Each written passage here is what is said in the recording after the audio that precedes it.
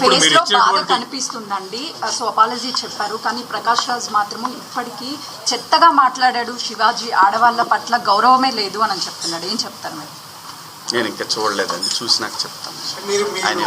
Sir మీరు ఇచ్చిన explanation తోనే ఇప్పుడు ఈ మహిళా కమిషన్ యాక్సెప్ట్ చేశారు సార్. మీ మాటలకి కట్టుబడే ఉన్నారా? కేవలము 2 మాటలే పొరపాటుగా అన్నాను అన్నది మాత్రమే వెనక్కి తీసుకుంటున్నారు. వాళ్ళకి ఏవైతే నచ్చలేదో వాటికి నేను క్షమాపణ చెప్పాను. నేను ఇచ్చిన స్టేట్మెంట్ అలాగే ఉంది కదా, దాన్ని నేను వెనక్కి తీసుకున్నది ఆగుతుందా? కాదు కదా. నేను మంచి చెప్పటం తప్పు అనేది నాకు అర్థమైంది. మీకు సోషల్ మీడియాలో విపరీతమైనటువంటి సపోర్ట్ కూడా చాలా పెద్ద. నేను ఒకటే, ఏమవుతుందంటే ఎవరినో పొగిడే తర్వాత ఇంకా ఎవరినో విమర్శించినట్టు అవుతుంది. కాబట్టి ఈ విషయాన్ని ఇంతటితో వదిలేద్దాం. దయచేసి అందరూ కూడా ఎవరి అంతరాత్మలకు వాళ్ళకి తెలుసు ఏం జరుగుతుందనేది. అందరి అభిప్రాయాలను గౌరవిద్దాం. ఫైనల్లీ సోషల్ మీడియాలో మద్దతు పెరుగుతుంది కాబట్టి ఇక మీద నుంచి కూడా అవేర్నెస్ కల్పిస్తూనే ఉంటారా? ఈ లైన్ స్టాండ్ తీసుకుని ఒకటి కేవలం ఒక్కరిద్దరు మాత్రమే వ్యతిరేకించారు, బయట సామాన్య ప్రజలందరూ కూడా మీ వెంబడి ఉన్నారు, మద్దతు ఇస్తున్నారు. సో దీనికి మీరేమంటారు?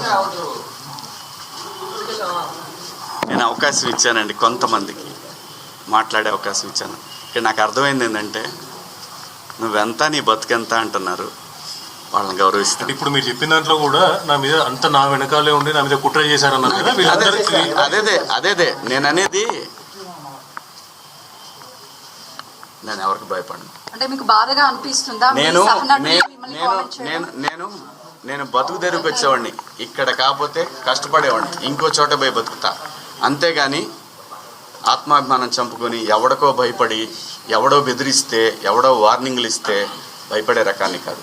అంత మాత్రం చేత వ్యవస్థలను గౌరవించకుండా, నేనుంటున్న పరిశ్రమను గౌరవించకుండా అంత విలువలు లేని బతుకు నేనైతే బతకట్లేదు. మీరు హీరో రోల్స్ తర్వాత కూడా ఇప్పుడు కొన్ని ప్రత్యేకమైనటువంటి రోల్స్ చేస్తున్నారు కదా, అది ఎవరికైనా ఎవరి రోల్స్ అయినా తగ్గించే అవకాశం ఉంటుందని మీరు ప్రజలకు అనుకోవచ్చు.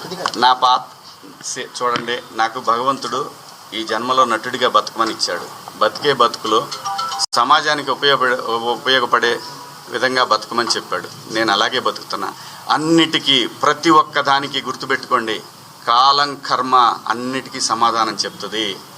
నేను ఒకటే చెప్తున్నా, నా వెనకాల అంత కుట్ర చేయాల్సిన అవసరం లేదు.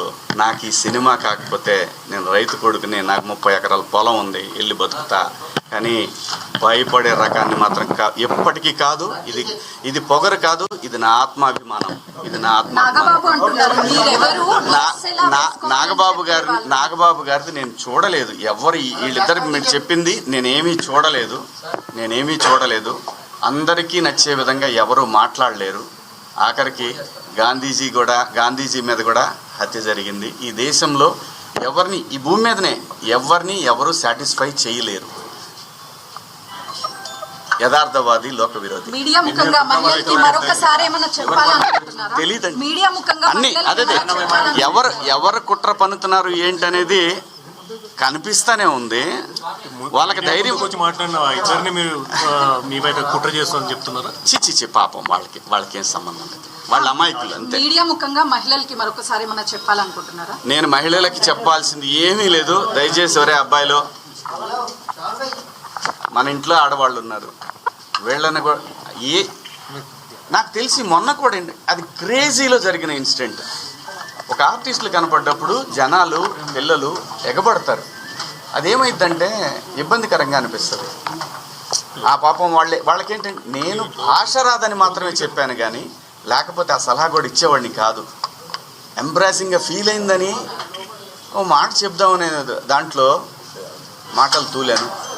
దానికి అపాలజీ కూడా చెప్పేశాను. థ్యాంక్ యూ అండి. మీడియా సోదరులకు కూడా నేను చెప్పేది ఏంటంటే వదిలేద్దాం దీన్ని.